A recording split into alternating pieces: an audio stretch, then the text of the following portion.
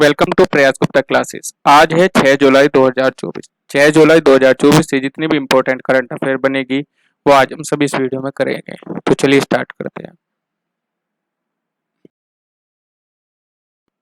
Question है, हाल ही में समाचारों में रहा जीका वायरस रोग एक मच्छर जनित रोग है जो किस मच्छर द्वारा फैलता है? तो ऑप्शन हो जाएगा सी, एडीज मच्छर। एडीज मच्छर। स्वास्थ्य और परिवार कल्याण मंत्रालय के स्वास्थ्य सेवा महानिदेशक डॉक्टर अतुल गोयल ने महाराष्ट्र में जीका वायरस के मामलों की रिपोर्ट के बाद राज्य को एक सलाह जारी की है। तो याद रखना, स्वास्थ्य एवं परिवार कल्याण मंत्रालय के स्वास्थ्य सेवा महानिदेशक डॉक्टर अतुल गोयल ने महाराष्ट्र में जीका वायरस के मामले की रिपोर्ट के बाद राज्य को एक सलाह जारी की सलाह में जीका के माइक्रोसेफली और भ्रूण में न्यूरोलॉजिकल समस्याओं से जुड़े होने के कारण सतर्कता पर जोर दिया गया। राज्यों को गर्भवती महिलाओं पर जीका के लिए निगरानी रखने, स्वास्थ्य सुविधाओं को मच्छर मुक्त रखने और केंद्रीय दिशा निर्देशों का पालन करने का निर्देश दिया गया। जीका मुख्य रूप से संक्रमित एंडीज मच्छरों के माध्यम से फैलता है और इसके लक्षण जब मौजूद होते हैं तो बुखार, दाने और जोड़ों में दर्द शामिल होते हैं। तो याद रखना, जीका जो आपका वायरस है ये इसके लक्षण क्या है कि बुखार, दाने होने, जोड़ों में दर्द होना। नेक्स्ट, हाल ही में खबरों में रहे नाइट जार क्या है? तो ऑप्शन नंबर बी हो जाएगा। ये है, इसके माध्यम से आकार के निशाचर कीट पक्षी हैं। तिमोर वेटोर लेसर सुंडर द्वीप के उष्णकटिबंधीय जंगलों में एक नई नाइटजार प्रजाति कैप्रेमुलगस रीटे की खोज की गई है। नाइटजार के माध्यम का आकार के निशाचर कीट पक्षी हैं जो कैप्रेमुलगिडे परिवार से हैं, जो अंटार्कटिका और सेशेल्स जैसे कुछ द्वीप समूह को छोड़कर दुनिया भर में पाए जाते हैं। उनके लंबे पंख, छोटे पैर और छोटी चोंच होती हैं। उनके धब्बेदार पंख बेहतरीन छलावरण प्रदान करते हैं और वे रात में उड़ने वाले कीड़ों को खाते हैं। ठीक है, कीट पक्षी जो आप नाइटजार प्रजाति के हैं। नेक्स्ट है, हाल ही में भारत सरकार ने भविष्य की महामारियों के लिए भारत की स्वास्थ्य प्रणाली की तैयारी को मजबूत करने के लिए किस संस्थान के साथ ऋण समझौते पर हस्ताक्षर किए? तो भी ऑप्शन ए हो जाएगा, एशिया विश्व बैंक। भारत सरकार ने भविष्य की महामारियों के लिए भारत की स्वास्थ्य प्रणाली की तैयारी को मजबूत करने के लिए एशिया विकास बैंक के संस्थान के साथ ऋण समझौते पर हस्ताक्षर। तो ये कितने का समझौता है? 170 बिलियन डॉलर का है। मुख्य हस्ताक्षरकर्ता कौन है? सुश्री जूही मुखर्जी और सुश्री मियो ओका थी। लचीले और परिवर्तनकारी स्वास्थ्य प्रणालियों के लिए मजबूत और मापनीय कार्रवाई का कार्यक्रम, इसका उद्देश्य रोग निगरानी, स्वास्थ्य के लिए मानव संसाधन और जलवायु लचीले सार्वजनिक स्वास्थ्य बुनियादी ढांचे में सुधार करना है, जो राष्ट्रीय स्वास्थ्य नीति 2017 और PMABHIM जैसी पहलों का समर्थन करता है।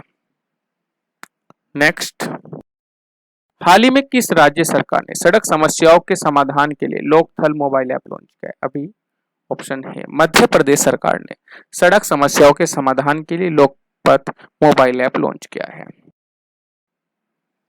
तो मध्य प्रदेश के मुख्यमंत्री डॉक्टर मोहन यादव ने पारदर्शिता को और जन कल्याण को बढ़ाने के लिए लोकपथ मोबाइल ऐप पेश किया। इसका उद्देश्य 40,000 किलोमीटर राजमार्गों को बेहतर बनाना है।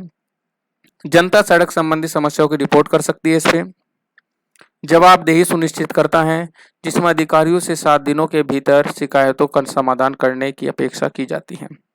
ऐप लोक निर्माण विभाग की वेबसाइट को डाउनलोड किया जा सकता है इस ऐप को, ठीक है, लोकपथ मोबाइल ऐप को, और एक खुली कुशल कार्य प्रणाली को बढ़ावा देता है। टाइफन हथियार प्रणाली जो समाचारों में थी, किस देश द्वारा विकसित की गई? तो यह भी आपकी यूएसए। टाइफर हथियार प्रणाली यूएसए द्वारा विकसित की गई। यूएसए आपका America, United state of America. Philippines सेना ने संयुक्त सैन्य अभ्यास में अमेरिका द्वारा इस्तेमाल किए जाने वाले घातक टाइफन हथियार प्रणाली की आसन वापसी की पुष्टि की है। इसे strategic main razor fire system के रूप में भी जाना जाता है। किस रूप में? Strategic main range fire system के रूप में भी जाना जाता है। टाइफन में बैलिस्टिक डिफेंस और 370 किलोमीटर तक जहाज को निशाना बनाने के लिए स्टैंडर्ड मिसाइल 6 शामिल है। SM-6 मतलब स्टैंडर्ड मिसाइल, याद रखना, ये SM-6 जो लिखा हुआ है ये है स्टैंडर्ड मिसाइल। इसमें Tomahawk land attack missile भी तैनात है और इसमें 4 लॉन्चर, एक कमांड पोस्ट और ट्रेलरों पर सहायक वाहन शामिल हैं। इस MK-41 वर्टिकल लॉन्च सिस्टम तकनीक का उपयोग करते हुए यह विभिन्न मिसाइलों और स्रोतों के बाहरी लक्ष्यकरण डेटा को एकत्रित करता है। नेक्स्ट है, हाल ही में किस राज्य ने विनिर्माण क्षेत्र के लिए नोडल निवेश क्षेत्र विधेयक 2024 पारित किया? तो ऑप्शन नंबर डी हो जाएगा, उत्तर प्रदेश ने। उत्तर प्रदेश ने विनिर्माण क्षेत्र के लिए नोडल निवेश क्षेत्र विधेयक 2024 उत्तर प्रदेश ने विनिर्माण क्षेत्र के लिए उत्तर प्रदेश नोडल निवेश क्षेत्र विधेयक 2024 पारित किया, जिसमें औद्योगिक विकास और आर्थिक विकास को बढ़ावा देने के लिए विशेष निवेश क्षेत्र की स्थापना की गई।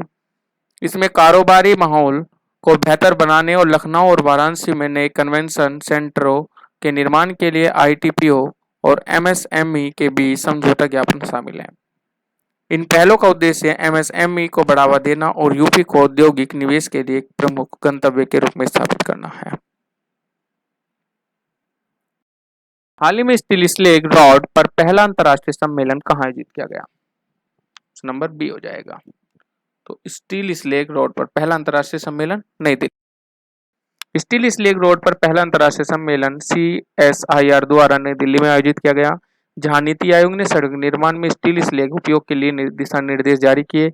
यह तकनीक स्टील उत्पादन अपशिष्ट का पुनः उपयोग करती है, जिससे मजबूत, टिकाऊ और पर्यावरण के अनुकूल सड़कें बनती हैं। संसाधित स्टील स्लेग उच्च शक्ति, कठोरता, घर्षण प्रतिरोध और जल निकासी क्षमता प्रदान करता है। यह भारत की 1.8 बिलियन टन प्रकृति समुच्चय की वार्षिक मांग को आंशिक रूप से पूरा कर सकता है। भारत की पहली स्टील स्लेग सड़क सूरत में बनाई गई थी। ये यहाँ पे आपको इम्पोर्टेंट पता होना चाहिए कि भारत की पहली स्टील स्लेग सड़क कहाँ बनाई गई थी? सूरत शहर में। नेक्स्ट क्वेश्चन, हाल ही में समाचारों में रहे राष्ट्रीय हरित हाइड्रोजन मिशन का प्राथमिक उद्देश्य क्या है? तो ऑप्शन नंबर बी हो जाएगा, भारत को ग्रीन हाइड्रोजन और इसके डेरिवेटिव के उत्पादन, उपयोग और निर्यात के लिए एक वैश्विक केंद्र बनाना। नवीन और नवीकरणीय ऊर्जा मंत्रालय ने राष्ट्रीय हरित हाइड्रोजन मिशन के अंतर्गत वित्त पोषण के लिए निर्देश जारी किए हैं, जिसे 4 जनवरी 2023 को केंद्रीय मंत्रिमंडल द्वारा अनुमोदित किया गया था। इस मिशन का उद्देश्य क्या है कि भारत को हाइड्रोजन के उत्पादन, उपयोग और निर्यात के लिए वैश्विक केंद्र बनाना है। इसके प्रमुख घटकों में घरेलू इलेक्ट्रोलाइजर विनिर्माण और हरित हाइड्रोजन उत्पादन के लिए वित्त प्रोत्साहन, पायलट परियोजनाएं, हरित हाइड्रोजन हब का विकास, अनुसंधान एवं विकास के लिए रणनीतिक हाइड्रोजन नवाचार भागीदारी और एक समन्वित कौशल विकास कार्यक्रम शामिल है। ठीक है, नेक्स्ट क्वेश्चन, हाल ही में किस कंपनी ने हेल्थ साथी योजना शुरू की? तो ऑप्शन नंबर बी हो जाएगा, पेटीएम ने हेल्थ साथी योजना। पेटीएम ने अपने मर्चेंट पार्टनर्स के लिए एक किफायती हेल्थ केयर और आय सुरक्षा योजना पेटीएम हेल्थ साथी लॉन्च की है। पेटीएम फॉर बिजनेस ऐप के जरिए उपलब्ध इस योजना की कीमत 35 रुपए प्रति महीने से शुरू होती है और इसमें पेटीएम नेटवर्क के भीतर असीमित डॉक्टर टेलीकंसल्टेशन और व्यक्तिगत OPD विजिट शामिल है। यह बाढ़, आग या हड़ताल जैसी दुर्घटनाओं या प्रकृति आपदाओं के कारण व्यापार में रुकावट के खिलाफ आय सुरक्षा भी प्रदान करती है। नेक्स्ट, हाल ही में खबरों में रहा एपोफिस क्या है? तो एपोफिस एक क्षुद्रग्रह है। Option number A. क्षुद्रग्रह दिवस 2024 पर इसरो अध्यक्ष ने क्षुद्रग्रह एपोफिस का अध्ययन करने की योजना की घोषणा की है। जब यह ग्रह रक्षा प्रयासों को बढ़ाने के लिए पृथ्वी के 32,000 किलोमीटर के भीतर आएगा। उसमें 2004 में खोजा गया ये एपोफिस एक निकट पृथ्वी वस्तु है, जिसे कभी अत्यधिक खतरनाक माना जाता था। ये बहुत ज्यादा पृथ्वी के पास है। ठीक है, एपोफिस। मार्च 2021 में रडार अवलोकनों ने पुष्टि की है कि कम से कम अगली शताब्दी तक एपोफिस के पृथ्वी से टकराने का कोई खतरा नहीं है। अगली शताब्दी तक। ठीक है, चलिए स्टार्ट करते हैं अपनी क्विज। कल का क्वेश्चन ये, वांडीवास का युद्ध किस मुगल के समय हुआ था? तो ऑप्शन नंबर क्या है? शाह आलम द्वितीय के।